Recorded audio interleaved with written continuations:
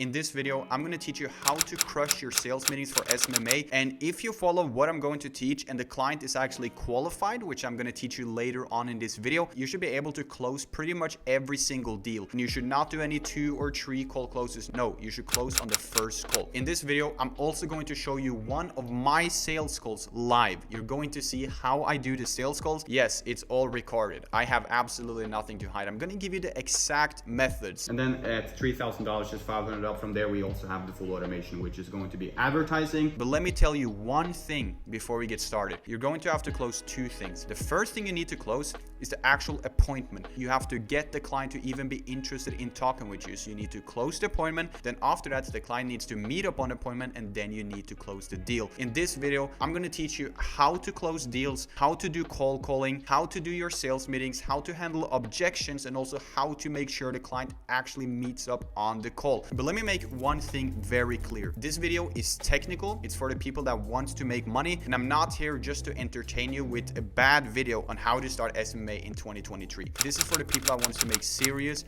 money in the industry. If that's you, keep watching. But if you're not interested in that, if you're not ready to put in the work, and if you're not dedicated, then I advise you to just click off. I'm switching up my channel now. I'm going to be all about helping beginners, but I'm only here to help people who's actually serious now. So if you want to learn how to do it, then keep watching, and I'm going to give you a lot of information. This is going to be one of my best videos ever. This video revolves around qualifying the client. He must meet certain criteria if this is going to work, because the strategy is going to pretty much help you close every single deal. In my agency, we don't really fail to close deals, and that is because of the preparation we've done beforehand. We don't just work with random people. So there's a couple of things your client is going to need. He's going to need a budget that fits for what you're selling. You have to decide. For me, it's way more than like 5,000 a month. For you, it might just be 500 to 1,000. It all depends on your offer. You also have to make sure that the client is actually somewhat interested, and it has to do with how you lead up to the sales meeting. The sales meeting is just where you're going to actually close the deal and capture the payment. Then you can get your guy to send me all the information, and then I will let you know if I think we can do something here. And if we can,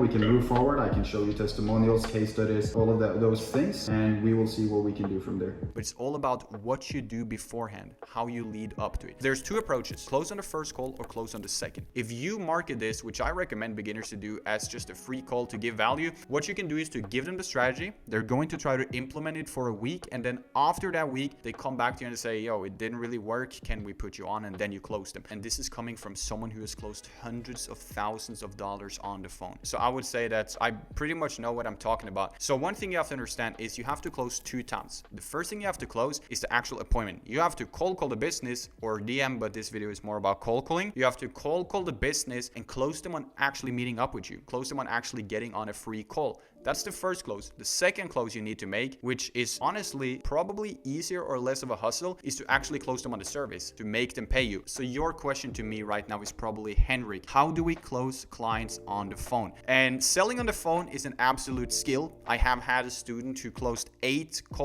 appointments out of 75 cold calls. That's really, really good. And right now, they're all pretty much closing cold calls. And the reason for it is because of a good offer, safety, guarantees, but also actually giving value. So your main problem when trying to set up a sales meeting is that the receptionist is the person you are encountering. If you work with the right niches, such as contractors, you don't really encounter receptionists. When you call a roofing company or a painting business, you're usually speaking to the owner already. But this is something you have to think about. If you are working with dentists as your niche, you're going to struggle. They're usually very, very busy. They're doing all types of procedures that dentists do. So very often you will reach the front desk, and it's just going to be hard to really get their attention. If they tell you to email them, you should do it, and you should say that you have been told to email them, because then they will take your mail more serious if you tell them, I actually have been directed to this email address. But how do we handle it? I'm going to teach you a really good tip, but before that, the best way of doing this is by knowing the owner's name. If the owner's name is like Peter, and you call them and say you want to speak with Peter, they are going to transfer you pretty much every single time. But if you ask, hey, this is a cold call, I'm just going to be honest, can I speak to the owner? It's not going to work. It's a little bit more professional than that. So if you can figure out the owner's name, that will be good. And a great way to do this is by searching up the name of the company on LinkedIn. I don't know if you heard about that strategy before, but if you do, you're very often going to find some manager's name, some owner's name, and it's really going to help you out. So keep in mind that before you do your cold calls, you should really do your research. The second way, and this is really weird, but it does work, the second way to deal with receptionists and gatekeepers is by knowing what you're selling. SMMA is not as easy as you can just sell something and just go on a trial and you don't know anything about what you're talking about. No, You have to understand a couple of basics about advertising, but if you do, you can call them, and they're not good at ads. Just keep this in mind. They are still probably beginners or don't even know anything about it. I mean, there's a reason they work as receptionist and not advertising manager. You can call them and just talk so much marketing nonsense that they just have to transfer you. Either they hang up, but they probably won't if you talk about marketing so advanced because it seems important, or like you're trying to get in touch with someone. If you talk so much marketing that they just don't understand anything, you talk about the click-through rate and their campaigns, and you bring up the creatives, and you just keep going until they're just confused and they don't even understand anything about what you're speaking to, they're gonna have to either hang up or transfer you. So in many cases, they will actually transfer you. These are very good ways to actually deal with receptionists and gatekeepers. There are more strategies to it as well, but the only thing you're trying to set up on this call is a completely free meeting, 10 minutes. And you don't want the client to schedule, you want to schedule the client while you're on the call. So you want to pull up your Calendly, ask kindly about their email address, their phone number, their name, and you set up their invite for them, because they can just hang up and leave you and never join the meeting. So this is a great tip, and one of the reasons as to why people are not showing up on your calls is because they schedule with their email. Nobody is going to check their email 30 minutes before a call and see, oh, I got a call with this random agency I don't know anything about in 30 minutes. I guess I will meet up. No, they're probably not even in their mail. So when you use apps like Calendly to schedule calls, you have to make sure that they get notified on their phone number before the call. This is really important because pretty much everyone is on their phone and they're definitely going to see it. So you can send them a reminder like 24 hours before. You can send them a reminder 30 minutes before, and just tell them that it's a 10-minute meeting. You're going to set up a strategy, like 3 steps they can take to increase their sales drastically the next month. And then on the call, you're going to do your research. You're going to do your work. You're going to maybe bring up their competitors' creatives, their creatives. If you're good with Photoshop, you can Photoshop their creative and you can show their before creative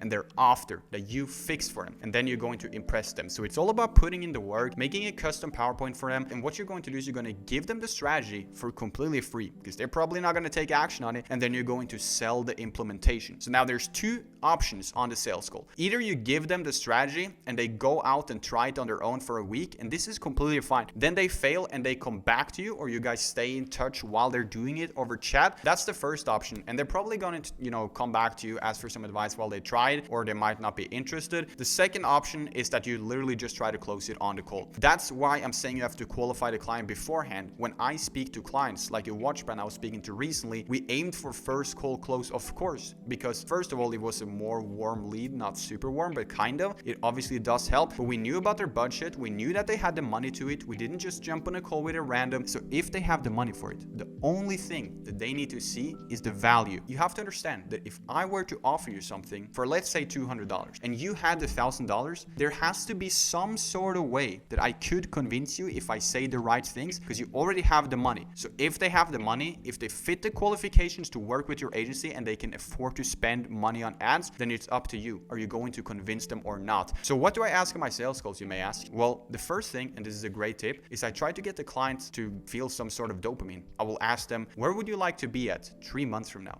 6 months from now, 12 months from now? And you probably felt this too. If you talk about your success, let's say you're 16, your goal is to get like Lambos with your friends and drive in LA. I don't know what your goal is, but that's what my goal was. Anyways, when I was thinking about it, I almost got like kind of high, right? And I talked about this in my last video, so I'm just going to quickly go through it. Do not click off. I'm literally teaching you like all the secrets on how to just close deals like crazy. This works 100%. You're going to try to make your client kind of high, right? You're going to ask them about that. And when they speak about their goals and they can feel it and visualize it, they're going to feel a rush of dopamine, right? So if they say, this is random, it's just what I said. If someone called me and I said like, my goal is to drive Lambo in LA someday, which I know is weird, but that was my goal when I was 15. I've done this for like 6-7 years. So that was my goal. If I was on a call with someone and started talking about it, I would, get high on the dopamine. I would get so excited. And then you're already working with a client that's high on the idea. He's super happy. He really wants this. That's a good way to get them interested. And then when you close, you go back to it. I'm just going to admit something to you guys. I had a mentor when I was 16. It's awkward to say, but he used this tactic on me. I told him that my goal was to live in the hills of Hollywood, which I actually did at some point. I told him that was my goal. And then he concluded in the end of the call, bro, let's get this going and let's get you to the hills. I know this is cringe, but that's what happened. I'm just trying to be transparent with you guys. And when I heard it, I was like, yes, let's get to the hills. Let's make this happen. So that's the tactic you're going to use on them as well. You're going to make them admit their goal, not admit it, but say their goal. And then you're going to conclude the sales meeting with bro. Let's make this goal happen. Let's get you back out there. Let's get this going. Let's buy you a Rolex, whatever it is. I'm just saying materialistic things because it's the first that comes to mind. You guys get what I mean. This is how you do your sales calls. But when you first get on the call, you're just gonna ask like, hey, how's it going? All of these boring things. Maybe ask about their country, like if they are from, I don't know, like Germany, just ask like, is it snowing? Is it cold? How's the weather? Just talk like that for like 1 to 2 minutes, just to seem like a normal guy, right? And then we'll start talking about their business. You can say you prepared like a super short PowerPoint. Make sure it's short. Make sure you actually have it custom for the client, showing a tons of things they can do to take action right now. Keep in mind, guys, you have to give. And if you do so, the client is likely going to sell themselves. They are going to be interested in working with you. Other things you're going to do, you don't always have to know this, but I advise you to just show interest. Ask them, how much are you doing right now? How much would they like to do? What is their average order value? What is their click rate? Ask some ad metrics as well. Ask them if they have any partners. If it's e-com, you can ask them what is their shipping time? How fast do they ship out products? But we would take a look at the whole business from average order value to conversion rate to, you know, upsells, bundling, if that will be interesting. It depends on the product and everything, to maybe taking it international, to the content, absolutely everything. Yeah, but I think the end goal is to turn it to brand. Testing of the campaign and then working around anything else that would involve the creatives, the branding, then the pricing, and all that different strategies. Yeah, everything, honestly. Okay, gotcha. That makes sense. Okay, well, you know, it sounds like basically we were probably doing something wrong. I mean, obviously, right? Because I mean, we've obviously done the person who's doing our ads right now. They're also doing the ad creatives, and I mean, it's been okay, right? But it could obviously be better. I think that maybe there's more we could do as far as like honing in on the audience, like you're saying. What do you think long term we would be spending? So let's say if we ran some test campaigns and let's say we got some pretty good results, and at that point, you know, what would you recommend on ad spend? Like if we're spending roughly right now, like a little over 20,000, which is a lot. Honestly, bro, I can't say yet. It does depend. When we, you know, start using CBOs heavily, it will cost, because we just double them. If for 200 words, we go 400, 800, 1600. But no, we don't really need to spend. Increasing the ROAS is actually about lowering the spend, because you spend less to make more. We're not going to spend more than what you're already making. Like, of course, if you want to get to $1 million a month, we're going to spend more. But right now, no, we're going to stay at the same budget. We don't have any intentions of really spending anything more. There is no need for that. Just ask them about metrics and things like this, mostly to seem interested and keep the conversation going, but also to see what kind of needs they actually have. Keep in mind, sales calls is actually about understanding the client's needs. So for the guy I was talking with on this call, he did not need a website. The only thing he needed was better branding and actually starting selling international. That is what my agency does. We take brands from the US and we sell them to Europe, to Australia, to Canada, whatever we think is a good market for them. And he obviously, I've heard that before, that people were talking about expanding. So that's exactly what we did. We planned on expanding it for him. So what you have to do is you have to identify the client's needs, and you pretty much have to tell them what they already know. All of these guys know what they should do, but they needed to be in action. Keep in mind, the business owner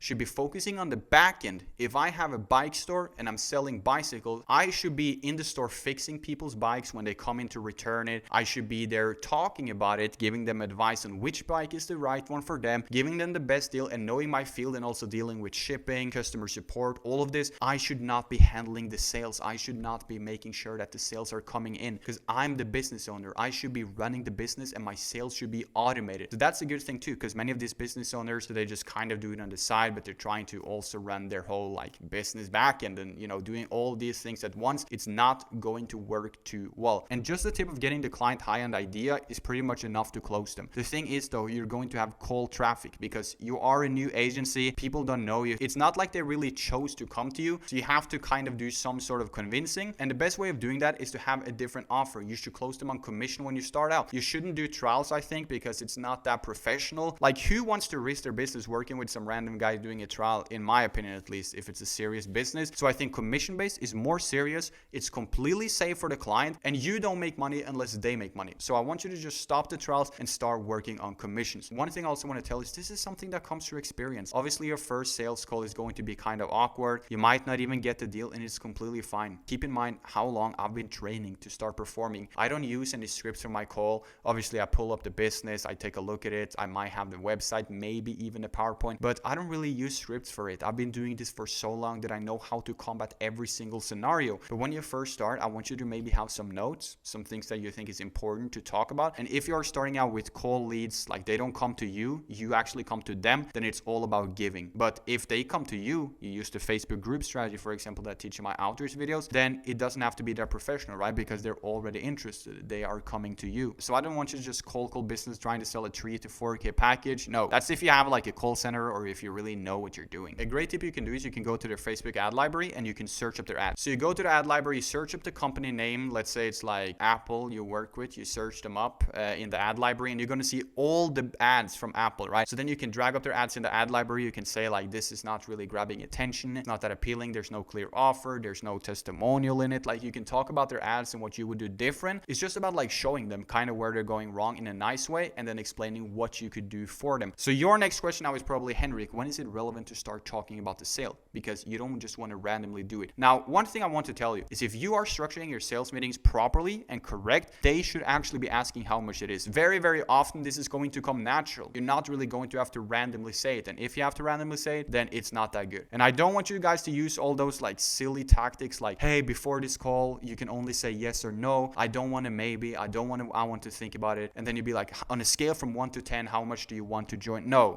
it's just forcing the meeting. If you have to do that, you haven't set up the meeting properly to begin with. And then what you're going to do is you're going to come up with a plan for them and you're going to sell them on the implementation. You give away the plan for completely free. Now, while editing this, I probably pulled up a couple of clips of the sales call that I just did, and hopefully you learned a lot by it. I'm just throwing it in a little bit random so you can learn. The full sales video is obviously an agency game. I don't really plug it, but if you want to know more about it, it's really successful. I think it's a really good program. You have to apply to join. We don't just accept anyone, so you are not able to pay right now anyways. You can check out the website. It's linked in the description. It's called Agency Game for more information or if you want to see the full sales meeting. But anyways, that's going to be it for today's video. I hope you can maybe like suggest more videos because I don't really know what to post now. I don't know what you guys really need. And I hope that you found it incredibly valuable, and I'll see you in the next video.